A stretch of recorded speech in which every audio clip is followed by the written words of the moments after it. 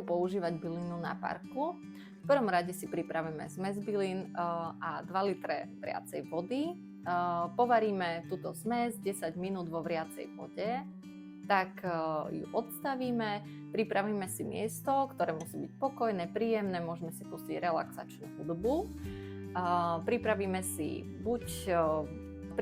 si buď stoličku na náparku, alebo si hrniec vložíme do toalety a vlastne sadneme si na sedatko, zakryjeme sa dekou a tak si budeme užívať 10 až 20 minút. V kľude a v pohode si užívajte celú dobu na parky a pritom si môžete predstavať rôzne vizualizácie, ako teplo prestupuje do vášho tela a rovnako to ukazuje dieťatku cestu von, kde je rovnako príjemne ako vo vašom brúšku.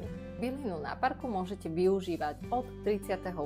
týždňa tehotenstva, s tým, že je to v rámci prípravy na pôrod, vašich pôrodných ciest, ale zároveň nezabudnite a zistite si pôrodnicu, v ktorej sa dá využívať vaginálna náparka aj počas prvej doby pôrodnej, ktorá vám spríjemní a uľahčí vašu prvú dobu pôrodnú a váš pôrod.